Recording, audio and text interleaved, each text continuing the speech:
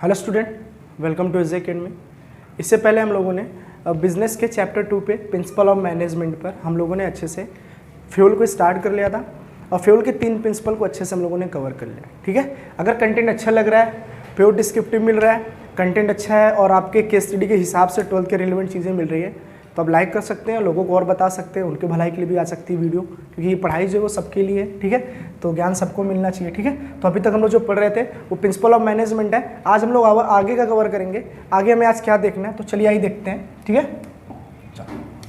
तो अभी तक हम लोगों ने जो केवल कवर किया है ना, वो केवल ये पॉइंट इंपॉर्टेंट है और फ्यूल हमारा चल रहा है। ठीक है, फ्यूल के प्रिंसिपल ऑफ मैनेजमेंट हमारा चल रहा है। ठीक है, तो हम लोगों ने फ्यूल में कितने प्रिंसिपल पढ़ लिए आइए देखते हैं। चलो, तो हमने बोला था फ्यूल क्या थे, फ्यूल के प्रिंसिपल्स 14 कितने थे, फिर हमने डिवीज़न ऑफ वर्क को अच्छे से कवर किया, फिर हम लोगों ने अथॉरिटी एंड रिस्पॉन्सिबिलिटी अच्छे से कवर किया, हम लोगों ने लास्ट जो था वो डिसिप्लिन अच्छे से कवर कर लिया। ठीक है, तो आज जो हमारा होगा वो यूनिटी ऑफ कमांड होगा। यूनिटी ऑफ क्या होगा? कमांड होगा। तो यूनिटी ऑफ कमांड क्या होता है उस चीज़ को बहुत अच्छे से समझेंगे। आइए पहले समझते हैं, फिर यहाँ बात करेंगे। ठीक, चलो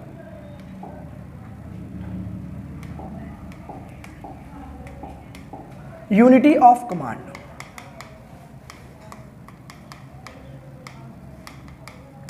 यूनिटी ऑफ कमांड का मतलब क्या होता है आप समझना। जैसे मान लो कि एक मैनेजर है, केवल एक मैनेजर है और उसने क्या किया ना, सबको डायरेक्शन देना चालू किया, सबको डायरेक्शन देना चालू किया, हर एक पर्सन को। ठीक है, तो आप बोलोगे इनमें जो कमांड देने वाला है ना, इनमें जो कमांड देने वाला है वो कोई केवल एक पर्सन है, 1 पर्सन है। ठीक है ना, जैसे मान लो आपको 12th पास होना हो, गाइडेंस अगर 100 टीचर मिलकर दे, आप कंफ्यूज हो जाओगे। 12th अगर पास करना है आपको तो गाइडेंस आपको एक जगह से मिलनी चाहिए। मतलब आप कह सकते हो जो कमांड आ रही है वो केवल एक जगह से आनी चाहिए। क्या आना चाहिए? एक जगह से। वही आपका यूनिटी ऑफ कमांड का मतलब क्या होता है कि केवल एक जगह से ही आपको क्या आना चाहिए ना, डायरेक्शन मिलना चाहिए। डायरेक्शन मिलना चाहिए, क्या मिलना चाहिए? डायरेक्शन। या आप कैसे, डायरेक्शन छोड़ दो, आप यहाँ ये समझो। ठीक है, कमांड मतलब क्या होता है कि केवल एक ही जगह से आपको टास्क मिलना चाहिए। टास्क केवल ना कोई एक ही पर्सन देगा आपको। ठीक है, जैसे मान लो आपका मैनेजर है तो आपको उसने क्या कर दिया, टास्क दे दिया, भैया ऐसा है आपको 10 करोड़ का टर्नओवर इस साल क्या करना है ना, कंप्लीट करना है। सब वर्करों से एक साथ उसने बोल दिया, तो सबने बोला यार चलो ठीक है, हमारे मैनेजर ने बोल दिया है और हमें एक टास्क मिल चुका है, हमें ये कंप्लीट करना है। कल एक मैनेजर और आ गया दूसरा, तो उसने बोला भैया इस बार हमें 20 करोड़ का टर्नओवर कैश करना है। वर्कर कंफ्यूज हो गए कि हम इसकी बात सुने कि इनकी बात सुने। तो ये कहा जाता है कि लीड केवल कोई एक ही करेगा, वो होगा अपना लीडर होता है। और अपना लीडर क्या होगा ना, वही एक है जो अपने वर्कर को या अपने सबऑर्डिनेट्स को क्या करता है, वो उनको मोटिवेट भी करता है। ठीक है, उनको टास्क भी प्रोवाइड करता है। और ऐसा करने से क्या होता है ना, वर्कर अपने काम को बढ़िया एफिशिएंट एंड इफेक्टिव करते हैं। मतलब कम से कम समय में, इफेक्टिव मतलब कम से कम समय में, एफिशिएंट मतलब कम से कम रिसोर्सेज में, मिनिमम कॉस्ट में अच्छी रिसोर्सेज क्या करते हैं, प्रोड्यूस करते हैं। क्यों? क्योंकि कमांड ही केवल एक जगह से मिल रहा है, हर जगह से नहीं मिल रहा है। कंफ्यूज नहीं हो रहे हो आप। अपने फ्यूचर कंसल्टेंसी के लिए कहीं और जाओगे, वो अलग सलाह देगा। एक के पास है वो अपना अलग सलाह देगा, वो अलग सलाह देगा। मतलब हर कोई एडवाइस अलग देता है। अब कमांड आपको कंपनी में 2 या 3 लोग से मिलने लग जाए तब कंफ्यूज होगे कि आपका गोल क्या है। ठीक है, कमांड अगर देने वाला कोई एक होता है तो आपको अपना गोल भी क्या होता है ना, क्लियर होता है। गोल भी क्या होता है, आपको अपना क्लियर होता है। ठीक है, तो ये बात हो गई कमांड देने के। तो कमांड देने के फायदे क्या क्या हो सकते हैं? फायदे क्या होंगे? Important of unity of command, फायदे क्या होंगे? अच्छा, फायदे क्या हो सकते हैं? तो आप बोलोगे देखो हमारे इनके जो फायदे हो सकते हैं, पहला ये कि अगर डायरेक्ट कमांड हमें एक जगह से मिल रही है, कमांड अगर एक जगह से मिल रही है तो उस कमांड को अंडरस्टैंड करने में हमें कोई दिक्कत नहीं होगी। ठीक है, हम उस कमांड को अच्छे से समझ सकते हैं। वो कमांड कौन देगा? तो हमारा लीडर होता है, वो हमें लीडर देगा और हमें क्या करेगा, वो मोटिवेट भी कर सकता है, तो मोटिवेट भी करता है। एक ही जगह से बार बार सुनते रहोगे तो आपको क्या करेगा ना, अच्छे से आपके माइंड को स्टडी कर सकेगा आपका मैनेजर। उस हिसाब से आपको क्या देगा ना, टास्क देगा। तो टास्क आपके एबिलिटी के हिसाब से आपको देगा, टास्क देगा, क्योंकि आपके मैनेजर को पता है आप ये काम कर सकते हो। आपके माइंड स्टडी को अच्छे से जानता है कि हाँ यार ये मेरा ही सबऑर्डिनेट है, ये ऐसा काम कर सकता है, उसको वही टास्क दूंगा। उससे आप मोटिवेट भी होंगे, आप उससे मोटिवेट भी होंगे और आप अपने मैनेजर की बातों को, यानी कि आप अपने सुपरवाइजर, जो आपके सुपरविजन जानते हैं ना, जो आप पे निगरानी रखते हैं, ठीक है, जो आपके मैनेजर हैं, वो क्या करेंगे ना, उन पे आपका अच्छा खासा ट्रस्ट भी बनेगा। क्योंकि भाई कोई और तो नहीं कहने आ रहा है, केवल एक ही बंदा है जो बार बार आपको कमांड दे रहा है, तो आपको उनके बातों पे क्या होगा ना, बिलीव होगा, विश्वास होगा। ठीक है, तो हमारे इससे फायदे क्या निकले तो आप समझिएगा। हमारे जो इनके फायदे निकले यहाँ से आप देखिएगा। चलो, पहला तो मैंने बोला वर्कर क्या होगा ना, इफेक्टिव तो होगा ही, साथ में एफिशिएंट भी हो जाएगा, इफेक्टिव के साथ साथ एफिशिएंट हो जाएगा। ठीक है, चलो दूसरी बात, वर्कर क्या करेगा ना, अगर वो बार बार कमांड करेगा, या मान लो मैनेजर अगर बार बार कोई बातें अपने वर्कर को कह रहा है, वर्कर को अगर वो कह रहा है तो क्या हो जाएगा, तो वर्कर क्या करेगा ना, उस चीज़ को अच्छे से समझेगा, तो वो अपना पर्सनल ऑब्जेक्टिव भी पूरा कर सकता है, पर्सनल ऑब्जेक्टिव भी क्या करेगा ना, पूरा कर लेगा। तीसरी बात, अगर ऐसे ही एक ही जगह से कमांड मिलता रहा तो कम्युनिकेट करने में दिक्कत नहीं आएगी। क्या नहीं आएगी? कम्युनिकेट करने में दिक्कत नहीं आएगी। भैया बातचीत अच्छा होगा, कम्युनिकेट करने में दिक्कत नहीं आएगी, तो कोऑर्डिनेशन बहुत बढ़िया होगा। बोलो, कोऑर्डिनेशन अच्छा होगा। अरे अगर कोऑर्डिनेशन अच्छा होगा तो कंपनी का डेवलपमेंट होगा, कंपनी का क्या होगा, डेवलपमेंट होगा। आप समझ रहे हो ना, सारी बातें लिंक है एक दूसरे, सारी बातें क्या होती हैं, लिंक होती है, तो आप आराम से बोल सकते हो डेवलपमेंट होगा। और डेवलपमेंट होगा तो डेवलपमेंट कई लोगों को हो सकता है, पर्सनल भी हो सकता है, सोशल भी हो सकता है, ऑर्गेनाइजेशनल।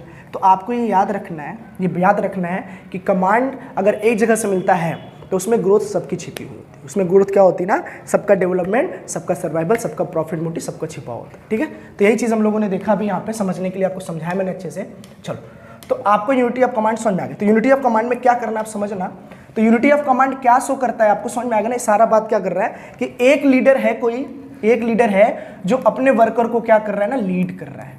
बस केवल एक ही जगह से हमें क्या मिल रहा है ना, कमांड मिल रहा है। हमें क्या मिल रहा है, एक जगह से हमें कमांड मिल रहा है। ठीक है ना, कमांड, ये मेन लीडर है, इन सबको क्या कर रहा है ना, कमांड कर रहा है, सबको कमांड कर रहा है, सबको अपनी बातें कह रहा है कि हमें इतना टारगेट करना है, हमें इस बार इतना अचीव करना है। ये सारी बातें कौन बता रहा है, तो हमारा क्या है, मैनेजर है। तो याद रखना, कमांड केवल एक ही जगह से फ्लो होना चाहिए, हर जगह से नहीं।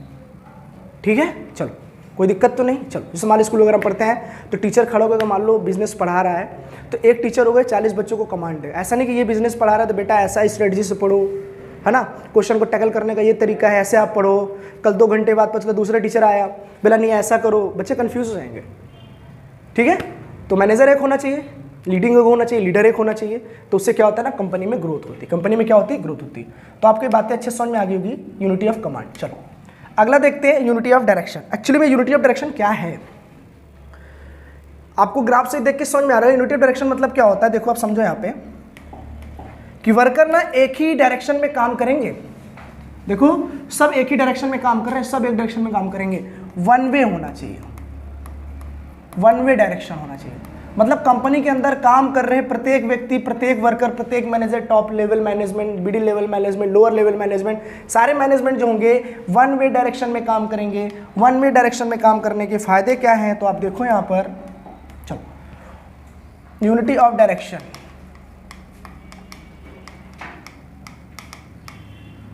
फायदे क्या है, तो आप बोलोगे अगर सब लोग आपस में मिलकर काम कर रहे हैं, इसका मतलब एक डायरेक्शन में काम कर रहे हैं, इसका मतलब आपस में क्या है, कोऑर्डिनेशन है। क्या है, कोऑर्डिनेशन है। और दूसरा कारण बताओ कि वो आपस में एक साथ डायरेक्शन मतलब क्या हो गया, मान लो कंपनी का कोई गोल है, तो कंपनी का भैया गोल जो है अकेले किसी के बस का तो नहीं होता। तो कंपनी के अंदर जितने भी लोग होंगे सब एक ही गोल की ओर डायरेक्शन में काम करेंगे, सब, चाहे वो कोई डिपार्टमेंट हो,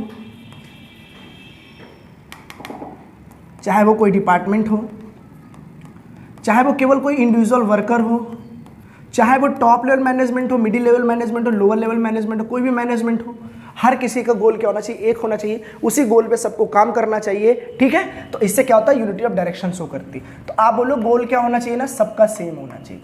तो आप बोल सकते हो गोल टूवर्ड डायरेक्शन होना चाहिए। अपने मकसद को पाने के लिए सबको काम करना चाहिए और एक ही डायरेक्शन में काम करना चाहिए।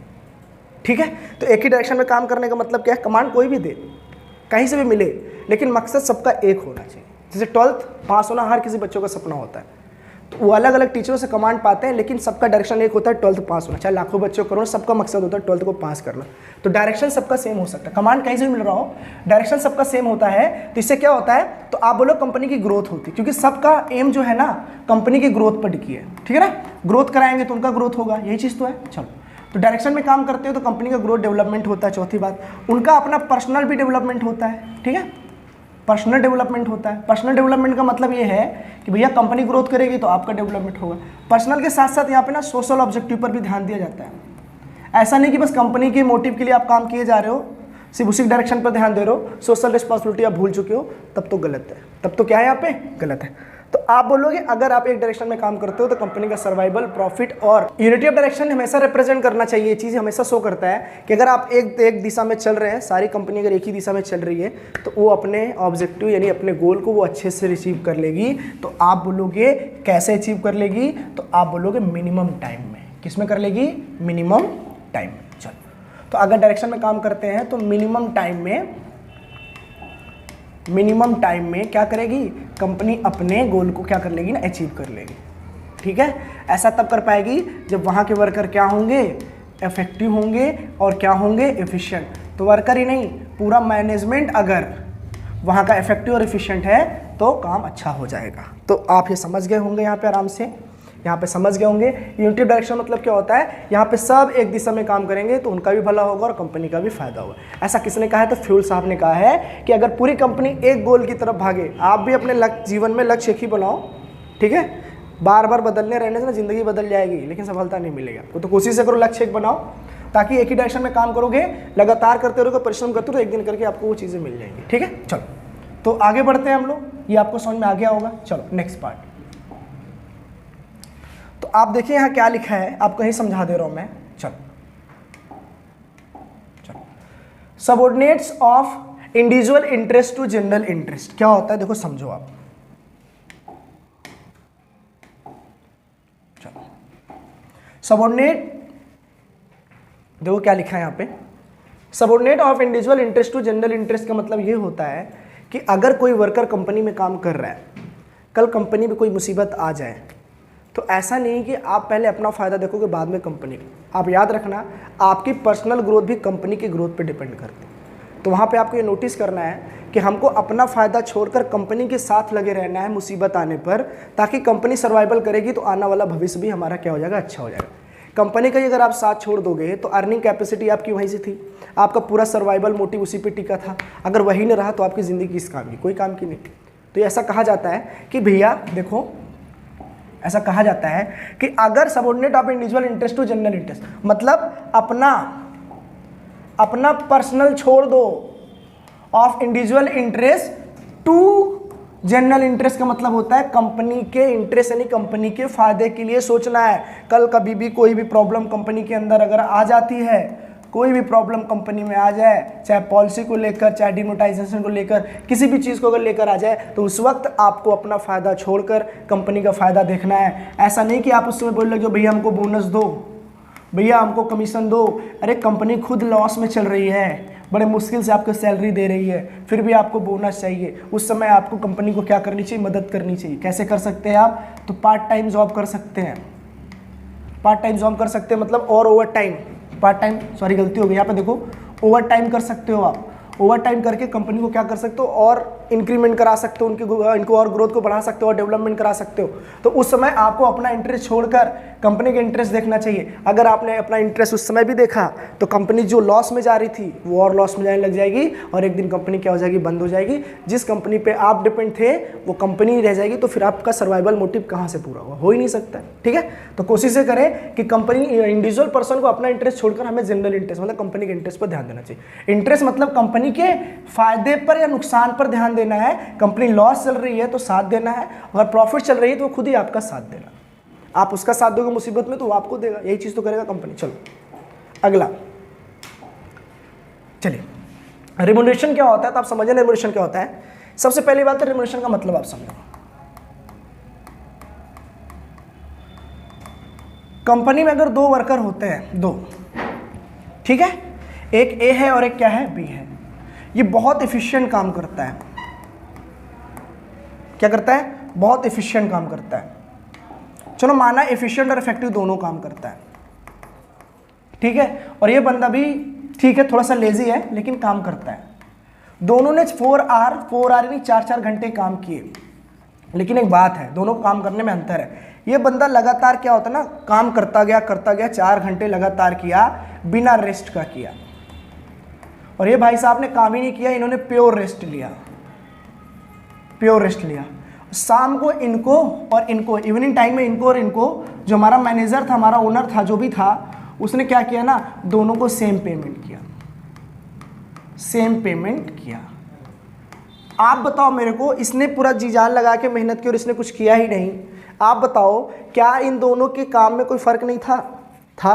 क्या इन दोनों के समय में कोई फ़र्क था? नहीं था। इसने आराम किया, इसने आराम नहीं किया, लेकिन शाम को जो आप पेमेंट कर रहे हो सेम कर रहे हो। तो पता है यहाँ पे क्या होगा, थोड़ी सी बगावत होगी यहाँ पे। ए बोलेगा अगर ऐसी बात है तो कल से मैं भी रेस्ट करूँगा, क्योंकि कंपनी जो चलती है ना, वो रेस्ट करने वाले पर्सन से नहीं चलती है। इफेक्टिव और एफिशिएंट जो होते हैं उनके वजह से कंपनी क्या करती है ना, सर्वाइवल हो जाती है, वही कंपनी आगे चल के ग्रोथ करती है, वही अपना नाम कमाती है। तो कहने का मतलब रेम्यूनरेशन के सिस्टम को बदलो। तो उन्होंने क्या कहा कि रेम्यूनरेशन को आज से हम देंगे इंसेंटिव वेजेस। रेम्यूनरेशन को हम लोग कैसा देंगे, तो इंसेंटिव वेजेस देंगे। इंसेंटिव मतलब क्या होता है कि जो जितना एफिशिएंट होगा, एफिशिएंट और इफेक्टिव होगा, उसको उस हिसाब से काम का पैसा मिलेगा। मतलब टाइम मैटर नहीं करता, आपको रिसोर्सेज दिया जाएगा प्लस टाइम भी दिया जाएगा, बाउंड किया जाएगा। और उस समय में जितने रिसोर्सेज आप बना लोगे, 1 बनाओगे, 2 बनाओगे, 3 बनाओगे, 4 बनाओगे, 5 बनाओगे, उस हिसाब से आपको पैसा मिलेगा। अब ये वाला बंदा क्या करेगा, अब तो मेहनत करके कमा जाएगा, ये लेजी है, वो बैठा रहेगा, एक भी आउटपुट नहीं बनाएगा। एक भी अगर आउटपुट बनाया नहीं, कोई गुड्स बनाया ही नहीं, तो शाम के कितना भी कुछ ना कहे, इसको पेमेंट मिलने वाला ही नहीं। तो कहने का मतलब क्या है, रेम्यूनरेशन हमेशा क्या होना चाहिए, इक्वलिटी होना चाहिए। इक्वलिटी मतलब ये वाला इक्वलिटी नहीं, इक्वलिटी का मतलब भैया ये इंसेंटिव वाला इक्वलिटी होना चाहिए, जिसकी जितनी मेहनत होनी चाहिए उसको उतना पैसा मिलना चाहिए। इसलिए आजकल देखते हो घर वगैरह जो बनता है स्क्वायर फीट पे बनता है। किससे बनता है, स्क्वायर फीट पे। पहले क्या होता है, ऐसे पैसे देख कर लेते थे। अब क्या होता था कि भैया आप घर बना लो, हम मेजरमेंट कर लेंगे, जितना पैसा आपका निकलेगा हम आपको दे देंगे। हमें दिन से मतलब नहीं, हमें रिसोर्सेज बनाए, हमने अच्छा दिया है, आप बनाइए, गुड्स को बनाइए, सब कुछ बनाइए। तो वर्कर को भी कंपनी ये कहती है कि आपको हमने दे दिया, आप बनाओ, जितने ज़्यादा बनाओगे उतना ज़्यादा आपको पैसा मिलेगा, नहीं बनाओगे कुछ नहीं मिलेगा। हमें कोई दिक्कत नहीं, हमें आपसे बहस भी नहीं करना, कुछ नहीं करना, ठीक है। तो आज जो मैंने आपको समझाया, मैंने आपको सारा कुछ समझा दिया है। तो कल से हम लोग सेंट्रलाइजेशन, डिसेंट्रलाइजेशन, स्केलर चेन, ठीक है, प्रिंसिपल ऑफ ऑर्डर, फिर principle of equity, initiative, stability of tenure, फिर स्प्रिट डे कॉप्स, ऐसा करके कल हम पूरा खत्म कर लेंगे। तो आपके फ्यूल के जो प्रिंसिपल हैं वो पूरे खत्म हो जाएंगे। हम शुरू से पढ़ते आ रहे हैं, ठीक है। आप पूरा वीडियो आराम से देखेंगे तो आपको समझ में आ जाएगा। तो कोशिश से करिए, दोस्तों को बताइए जाके, ठीक है, पूरा डिटेल में अच्छी से आता है। इसीलिए एक एक करके 2-2 करके 3-3 प्रिंसिपल पढ़ा रहा हूँ, बहुत बर्डन नहीं ले रहा, एकदम क्लियर कंसेप्ट लेके चल रहा हूँ, ठीक है। चलिए ऐसे मुस्कुराते रहिए, घर वालों के साथ रहिए। चलिए, ओके, बाय, धन्यवाद।